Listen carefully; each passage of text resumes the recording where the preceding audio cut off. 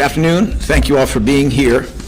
We have called this press availability in order to address any questions the media may have or anything else that we can do to support the ongoing investigation of the kidnapping of Kada Scott, the efforts to safely locate her, the efforts to further this investigation in this particular case.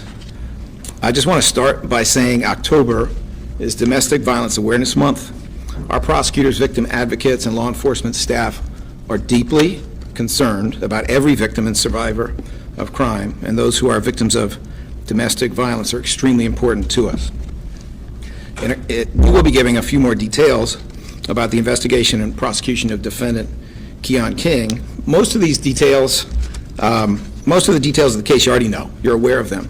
But I want to make sure that we are keeping the public updated, and I want to make sure that people understand that the FBI, the Philadelphia Police Department, the DA's office, other law enforcement partners are working 24/7 on this case, are doing everything we can with the remarkable, unusual, extraordinary support and help coming from the public to address the situation we all face. I think part of what is really, perhaps what has animated so much community help, such an unprecedented effort that we are seeing by the community to get us information, to get the police information, anonymous tips, tips about cars, tips about evidence locations, things of that sort. We even have some information that additional victims of this defendant from incidents that never resulted in an arrest are starting to come forward. I think part of what is happening here, and it's good news, is that young people are seeing themselves in Kada. Older people see their kids, and they would like to know that everyone is doing everything they can, no matter how perfectly or imperfectly, but they're doing everything they can to try to deal with this horrific situation. I am here to say to the public that I am fully committed to there being justice in this case, to every single thing that can be done for Kada being done now. I'm not alone in that. I can tell you that the mayor has gone to somewhat extraordinary and very impressive lengths to try to address the needs of this family, to make sure that this investigation goes as smoothly as possible. Police Commissioner, I know, feels the same way. He and I have been on the phone a couple times speaking directly about certain aspects of this case over the past several days. I can't tell you exactly what that was about because, as I said, the investigation is ongoing, but it was about stuff that mattered. It was about stuff that was important, and we were very much of the same mind about how to address that issue. If there's anything that I hope to gain by this press conference, it is frankly part of what was gained by the last one, the one that was done by PPD middle of last week, and that is to get more help. It is to have more people come forward. It is to get more information. We have reason to believe that will happen because it's already happened. We have reason to believe that will happen because of the deep interest people have in Kada Scott and the deep interest they have in her safety and getting justice for what has occurred here. For anyone who has additional information, please reach out to the Philadelphia Police Department at 215-686-TIPS, 215-686-TIPS, or please contact us at the Philadelphia District Attorney's Office, 215-686-8000. I'd like to acknowledge now some of the good people who are here. We have with us State Representative Andre Carroll of the 201st Legislative District. Representative Carroll has been deeply interested in criminal justice, including criminal justice for young people for many years, has worked closely with our office at times, and as it happens, knew Kada Scott in ways that he can certainly explain. Representative Carroll will be speaking. We have first ADA Robert Listenby here. We have ADA Ashley Tezlowski, who is in the DAO's Homicide Non-Fatal Shooting Unit, and is taking the lead on a lot of the efforts right now with the assistance of others in this office. ADA Bob Wainwright, who is the chief of the DAO's Homicide Non-Fatal Shooting Unit, is here. ADA Bill Fritzy, chief of the DAO's Gun Violence Task Force, which also is responsible for some of the most important technological forensics that we do, and they will continue to be very important in this investigation. is here. We have Mariel Dela Cruz, Director of DAO's Victim Services Unit, Donna Wood, Director of the DAO's Relocation Unit here. I do want to take a moment here to thank Ashley for her deep dive into this case. This is not something she had early on. This is something that came to her desk more recently. But I can tell you, she ain't sleeping. She's on the phone with me all the time, at every hour, as she should be, because there's not an hour that should pass without additional effort on this case. She has consistently shown her professionalism, her integrity in dealing with this case, and I am delighted that she will be taking point on this with a whole team from this office. All right. I do want to talk about a couple things that I don't think have been heavily covered or considered about this case yet, or if they haven't, maybe they haven't been fully reported, but I want to share this with you because it may be of help to you in the media. First of all, I want you to understand that when this case began, it was a,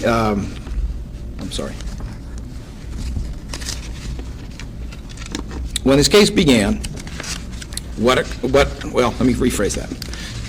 There's been some discussion about a prior case involving defendant Keon King, involving a different victim, a case that ended at the preliminary hearing. And there has been discussion about some of the events that occurred there. There is no doubt that there's a list of people in this office, outside of this office, and no, it doesn't matter who they are, but there's a list of people who made a lot of good decisions and a couple decisions that could have been made better, that could have been better, right? There's certainly that has been discussed. But we also can't skip over some of the systemic issues here that are not small. This is a case in which, in the prior matter, we requested $1 million bail, $1 million minus $1 bail, and we did not get it. We don't set bail, judges do. The bail was set at $200,000. Why? Well, probably because the commissioner who set the bail probably imagined that was enough to hold Keon King in custody. It wasn't. Keon King had access to a lot of money, and so he paid $20,000 bail almost immediately and was out of custody as a consequence of that, right? This is the problem with cash bail. This is what we've been talking about for a long time. It's not just whether or not he's in custody immediately. It's also what is the situation of a victim who has to go to court, a victim of domestic violence who has to go to court, knowing that the defendant will walk out the same door she came in. What is the situation? How likely is that victim to come to court if that victim knows that that victim is dealing with a profoundly dangerous, profoundly violent person? And we all know the answer. That victim is more likely to walk in the door of the courthouse and testify if that victim knows that the defendant can't walk out right behind her if he's locked up. Well, he wasn't locked up here. And so sadly what happened was there were two court dates, at the first of which the judge announced that it must be tried next time, and the victim did not arrive on both of those occasions. An eyewitness did not arrive on both of those occasions. I don't say that to say that's the whole story, but it's not, but it is part of the story. And it is a part of the story that would be remedied if we got away from this, frankly, nutty notion that bail is a good way to deal with these situations. Someone profoundly dangerous should be held. I don't care if they've got a lot of money. Someone who's not dangerous at all shouldn't be held. I don't care if they're poor. That should have nothing to do with this. Money should be divorced from determining who stays in custody, as has been done in the District of Columbia and many other states. It is a successful system. Now, without pointing a finger at any individual, I am pointing a finger at the cash bail system because its role in this is, frankly, very problematic. I also want you to know that there has been, and there continues to be, extensive victim support and outreach to the victim in the first case. That's just a fact. And we will continue to do that. Some of it I cannot even speak about because it would be inappropriate for me to talk about some of the measures that this office has engaged in for her protection. And not yesterday, a long time ago, okay? I don't want anyone to believe or to think that our victim services people and others who do specialized work in that field don't care, because they care deeply. They've done a lot. They've done things that, just like the investigation, it would be improper for me to talk about. But perhaps we can talk about it when this case is concluded or at a later time. We can't necessarily do that. Finally, I just want to say this before we hear from Representative Carroll and then move to Q&A. We are encouraging, we are asking other victims of this defendant, Keon King, the gentleman to your left, my right, we are encouraging you to come forward. We have information to indicate that there may have been other victims. We are asking you to come forward, contact our office, contact the Philadelphia Police Department. Some portion of this has already happened after the last press conference. We are asking you to protect others by coming forward, and we are telling you that all the resources of this city will be at your disposal to make sure that you are safe in this situation. Keon King is in jail now. He's in jail on, what is it, $2.5 million bail? A sum of money he's not able to come up with, despite the fact that he has access to money. You do not have to worry about his coming out of the courthouse door right behind you, because he's not coming out of that courthouse door right behind you. And if I have my way, he's not going to be coming out of a prison door either. That's how serious this gets. So I'm asking you, please come forward. All Philadelphians, please come forward. Let us know any information you have, whether it's information about a car, whether it's information about a phone, whether it's information about a piece of evidence, information about another victim, something that you saw in social media. Even if you don't know that it's accurate or true, but you know you heard it or saw it, we're asking you to come forward. It is my pleasure at this time, before we get to question and answer format, it's my pleasure to call Representative Andre Carroll, who I know has some interesting and important remarks. Good afternoon, everybody. First and foremost, I want to thank the DA's office. I want to thank the FBI, thank the homicide detectives who's assisted with this case so far. I also want to censor my remarks and concerns, thoughts, and prayers for the family. I recognize that we're talking about a 23-year-old young black woman. I've had opportunity as a criminal justice advocate prior to being elected to State House to work with young folks who have been tried in this city, and I've had opportunity also to get to meet the victims' families. And walking in the courtrooms, there's a divide of both. But what I recognize is that, I've had an opportunity to build relationships across this aisle, and I recognize in this moment that there is a family right now that is praying for the safe return of this young lady. I've worked with colleagues in the House, in particular Gina Curry, who introduced legislation around the Ebony Alert. Far too often in this country, when it comes to young black girls and women, we do not see this kind of outpour. In this case right now, we recognize that everyone in this city, from the community to law enforcement to elected officials, are committed to the return of Kada Scott. I want to thank you, Philadelphia, for everything that you've done so far at this point on behalf of the family, but I also want to continue to encourage you guys, if you see something, if you know something, say something. The DA's office, our judicial system, the criminal justice system, they can only do what they have access to as far as information. Hope cannot be relinquished yet. We can get Kada home. I have had opportunity to meet Kada over the summer when Kada was running for Miss Philadelphia. Very timid, beautiful young lady. I am a loss for words as to how do we get to this point. It's not too late, guys. This family I've had the opportunity to talk to, they want their daughter, their sister, their cousin, their neighbor home. I'll close with this. Miss Kada Scott ran to be Miss Philadelphia. We're counting on Philadelphia in this moment right now and help return her back home to her family. Thank you, guys.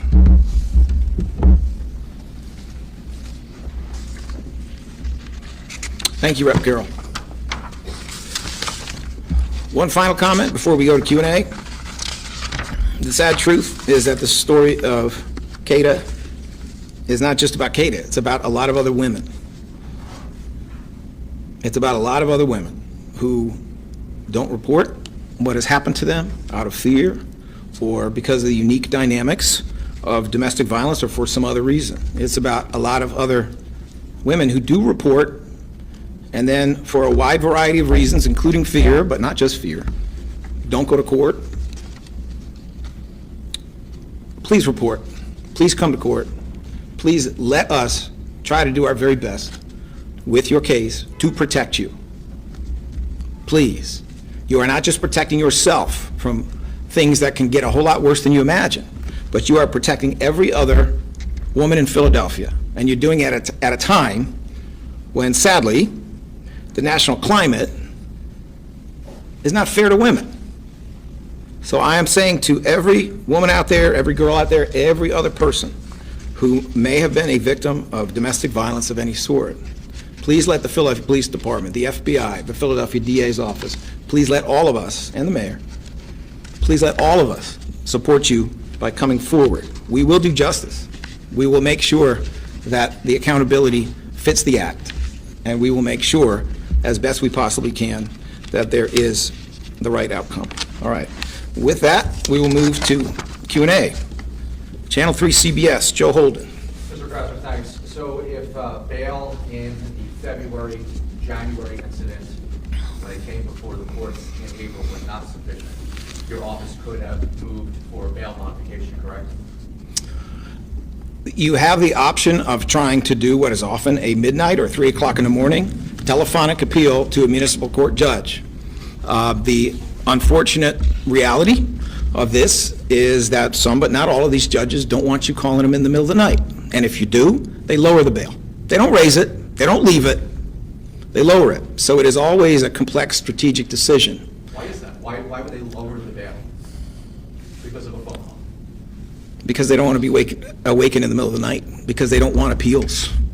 Now, there are a lot of great MC judges, a lot of great CP judges as well. These appeals go to municipal court judges. So I don't want you to think, and anyway, I'm saying that's what all of them do. But we know that it's done, and we know that it's done way too often, and therefore you have to make strategic decisions about who that judge is, what hour of the day it is, whether there's any realistic possibility of increasing the bail. And we are still locked into a cash bail system in which some things that were done in 1978 seem to make sense to some of those judges now. So it's always a delicate balance, because the last thing you want, you know, who knows exactly how much money Keon King has when he first gets arrested. The last thing you want to do is to appeal it and then drive the bail number down so he's able to get out when you were asking for 5 times what it ultimately turned out to be. What's the access to cash? Can you elaborate on how he financed? That is an aspect of this investigation that I cannot really get into right now, but I can tell you there is reason to think that he had access to cash. I'm going to go in order, and if I miss you, please remind me, okay? All right, let me see. Becca Hendrickson, 6ABC. Yeah, Mr. Krasner, what does bail have to do with your office's decision to not prosecute anyway, then drop this case? So the actual history of this case, as I understand it, and, you know, please understand, we've been trying to dig into this to make sure we are accurate. If anything I say turns out to be inaccurate, we're going to correct it, okay? But my understanding of what happened with this case is that it involved an eyewitness, it involved a complainant, there was some other video evidence that was available, and at the first listing, eyewitness was subpoenaed, the complainant was subpoenaed. At the second listing, once again, there were subpoenas. We believe that at least 3 of those 4 subpoenas, all of which went to the addresses that were identified, we believe at least 3 of those 4 got to their destination. There were multiple phone calls that were made, phone calls to the victim in those earlier cases, and they were not just made by one person. It was made not only by the prosecutors handling the case on both dates, but also made by people in victim services. Those calls resulted in voicemails being left that were detailed. They were not returned at that time. The eyewitness did return a phone call. The eyewitness expressed that she was reluctant to come to court. I think that's a fair statement. Efforts were made to get the eyewitness to encourage the complainant to come to court. And ultimately, what occurred is the eyewitness did not show up for the first listing, neither did the complainant. The eyewitness did not show up for the second listing after a judge had marked it must be tried, neither did the complainant. We could have done better in that a really sophisticated approach to the case would have been to try to put it all on with video evidence. That is not usually an easy thing to do. I would say with 20/20 hindsight, it's something that could have been done. And I own that. I mean, ultimately, the buck stops here. It's not my job to throw other people under the bus. If there's a decision that is poor, and I believe that that was an incorrect decision, then we have to own it, and we have to try to do better moving forward in order to change that. But what I am saying about the bail is that it could have made all the difference in the world at the first listing for that eyewitness. If this man was locked up, she might have showed. It could have made all the difference in the world at the first listing if this man was locked up. The complainant might have showed, and the same is true for both of them at the second listing. Think about it. This is obviously someone who, at this point, we understand. But the eyewitness and the defendant knew him, okay? We know what he's capable of now. They knew, at some level, what he was capable of then. And the reason they had to worry that he was going to come out of the same door they went in the courthouse right after they testified against him is because he was on bail. So there is a direct link between the effect of bail and the appearance of witnesses, and that's the point I'm trying to make. Is there a number of times that someone has to be subpoenaed and they reply to it before that decision is made to drop the case? Just trying to understand. So what actually happened in this case, and I appreciate you trying to understand, so if I can be of help, that's what I want to do. What actually happened is a judge of the municipal court at the first listing marked it must be tried, okay? That is an order, and it's an order that applies to the next judge that says you must try this case on this date. If you're not ready, if you don't put it up, it gets thrown out. That's what that order means. Under Pennsylvania law, if a judge at the same level, and it was a municipal court judge at the first listing, it was a municipal court judge at the second listing, if a judge at the same level makes that decision, under the law, it's not even supposed to be up to the second judge, unless there's some big change of situation. This judge is supposed to follow that judge. So from the moment that the first judge said this must be tried next time, for whatever reason, and I'm not going to speculate, I don't know why the judge said that, that was essentially a predetermined outcome if the case was not put up. The process of dismissal, withdrawal, whatever, is effectively the same thing. Sometimes it's a little bit easier to revive a case later if you drop the case rather than having a judge dismiss it, just for procedural reasons. But that's essentially how that worked. All right, let me see. Is it Shaira Arias? Shaira, my apologies. Thank you for having me, Professor. Two questions. And this is related to Kada Scott's investigation. And this is because a lot of people have been asking. The charges have been filed for kidnapping. What new details can you give us about what exactly happened on October 4th, besides the fact that they were possibly last seen together, that folks could maybe get a hint, an idea of what exactly happened on October 4th, that you would be able to move forward with those charges of kidnapping? What happened that evening? All right, if you'll just allow me 1 second to speak with Ashley.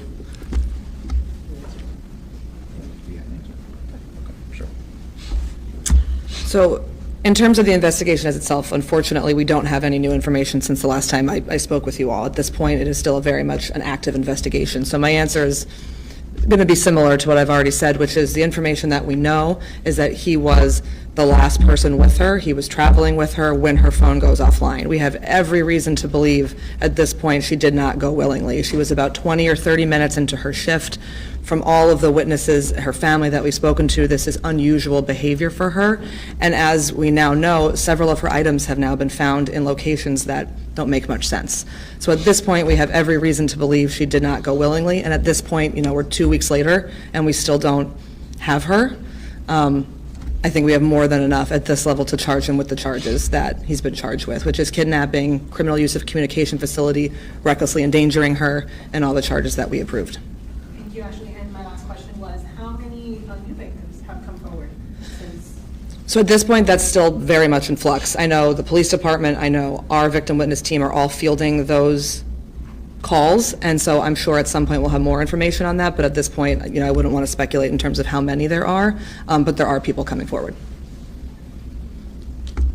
Thank you. Thank you. Let me also just supplement that without getting more detail than I should. Supplement that by saying sometimes when we get information or the police get information, it's coming about, let's just say, a car, right?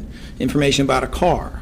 Well, the significance of that information may be a lot more than what even the person providing it believes.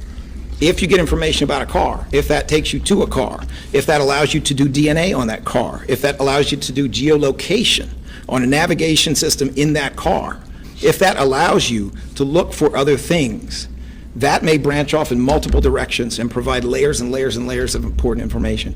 And as you all know, we are, and by we, I mean the Philadelphia Police Department, the FBI, other law enforcement partners are actively searching for her now, okay? So any tip, any information that's coming in, even if it's about a prior incident in which Keon King was involved, even if it's just about how he always does the same stuff, that may fill a gap in this investigation that's absolutely crucial to every effort to bring her home safely and to get the family justice. Is he cooperating at all with? I cannot comment on that at this time. Jennifer Lee, Channel 29 Fox. Thank you so much for taking questions. I'm wondering, the prior kidnapping case, the victim, is she now working with your office? Has she come forward since this recent arrest? What I can tell you is that there has been significant contact with her, including meeting in person with members of the DA's office, significant contact with her family. I'm sure you can understand there are reasons why it would be inappropriate for me to say exactly where or exactly when. But yes, there has been significant contact with her. There have been discussions with her and her family. We have worked in the past and even now to make sure that she is in the safest position possible, that her needs are met in terms of what it means to bring a case like the one that she brought. And did she tell you the reason why she didn't show up in the prior court dates? Is it similar to the reason why a lot of these TV cases don't move forward in court like you were suggesting? I'm not going to comment on that at this time. First of all, because I don't want to speak for her. I don't think that's fair to her. But also because I'm giving you the best information that I have. I certainly can't speak for the mental state of another person, and we are also making every effort to check our facts and make sure that our facts are strictly correct. So I'm going to respectfully decline to speak for her on that point. The social media video that has been widely shared now, is that from that prior kidnapping case? Well, let me just say this. Is that the video evidence? I'm not sure exactly which video you're talking about. I'm aware of what you might be talking about, but there's a little more social media out there perhaps than some people may realize, so I don't want to misspeak on that point. All right, let me see. Ellie Rushing, Philadelphia Inquirer. Can you give a little bit of clarity on when the warrant was issued for his arrest in the January incident? Because, so if the first case was dismissed in February, then she would have just been kidnapped and reported that a month earlier, right? Why not maybe go to the judge and say, we just had another incident, this is evolving and we're still trying to get in touch? All right, first of all, I just want to make sure I understand the question, if you'll just allow me a moment. So if I'm understanding your question correctly, it's that these kind of two cases were intertwined with each other, yes? And they were happening very close. They were happening simultaneously. I mean, I think the answers we gave are kind of the answers that we're going to continue to give, which is, just because one case happens doesn't change kind of, again, I don't want to speak for her mental state, but this is a situation where he was on bail for everything. And obviously, I think that kind of answers a question in and of itself, which is he had an active case going on with her when the second case happened. I think that kind of answers it in and of itself, which is that he was out on bail on that first case and still committed this next one. I think that kind of answers it, right, in terms of what perhaps her mental state could be, or perhaps what anyone's mental state could be, where he has an open case and that's not even stopping him. And the allegations in that second case and in the first involve threats to her life. It's not just strangulation, it's not just kidnapping, it is legitimate threats to her life. And if he's doing this while on bail for one case, what is he going to do when he's on bail for a second? I think what I was trying to distinguish is he's not arrested for the kidnapping case until April, I think. Right. And so when the charges in the first case were withdrawn in February, was there an active warrant for his arrest? I don't have the exact date the second warrant was issued. I'm sure we can get that, but I don't have it on me.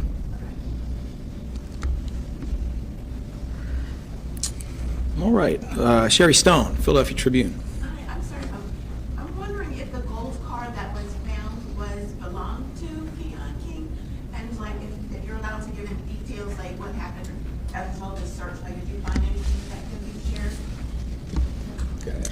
So obviously, when we did the initial press conference at the police headquarters, we had put that car out as a car of interest. Obviously, at that time, we indicated we believed he had been operating that vehicle, perhaps she had been in it throughout that evening.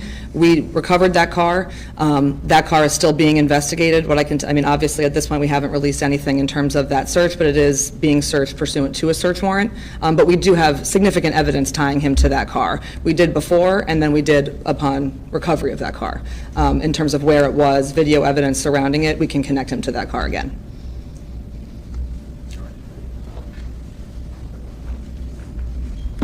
Dan Horan, Philly FPV. Thank you. Just want to ask you about your victim services unit. It seems like there's a lot of incidents where you spoke on people are afraid to show up to court.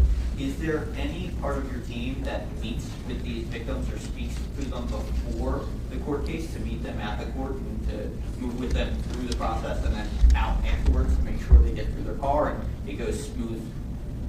So I can give you the short answer, but I think it makes more sense to let Mariel Dela Cruz, who is the chief of our Victim Witness Services Unit, give you the longer, more detailed answer. Thank you. Good afternoon, everyone. So there are several things that happen when it comes to getting victims and survivors to court safely. So in some instances, we do have assigned detectives who are working in our office. So DAD, so detectives that are belonging to the District Attorney's Office, do a transport to and from court. But additionally, we also have our van services. So we do have a van that operates and picks up victims and survivors and also drops them off. Our protocol is that victims are ushered to our victim services waiting room, which I'm not going to give the location of that waiting room, in both the family courthouse and the criminal justice center as well. So we do have protocols in place to make sure that victims are, one, safe in the courthouse and also safe traveling to and from the courthouse from their homes. Do you know if this was an option given to her and if she didn't take it and if why? This is usually a protocol option for all of our victims and witnesses that are assigned to our unit. So after a case is assigned, depending on the unit that's assigned to, our victim witness coordinators go through that protocol with every single victim and every single survivor. And this is an option that is presented to them during our call, but also during our correspondence letters and things that we send to our survivors and victims as well.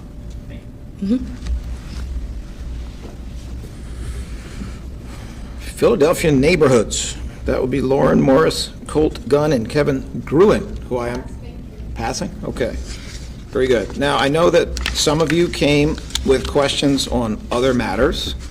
I don't want to interfere with this press conference by inviting those questions now, but what we'll do is shut it down here, and for those of you who have individual questions about other cases or other issues, please approach us. We'll remain here, and we will speak to you individually about that.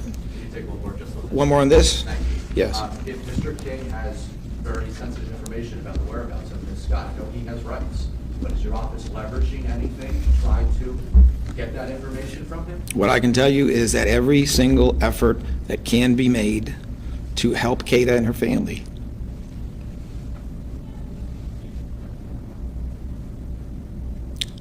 is being made.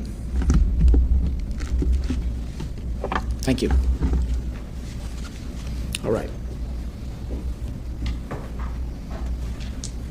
Anybody got other questions? Shockingly, no. Shockingly, no. There's one there.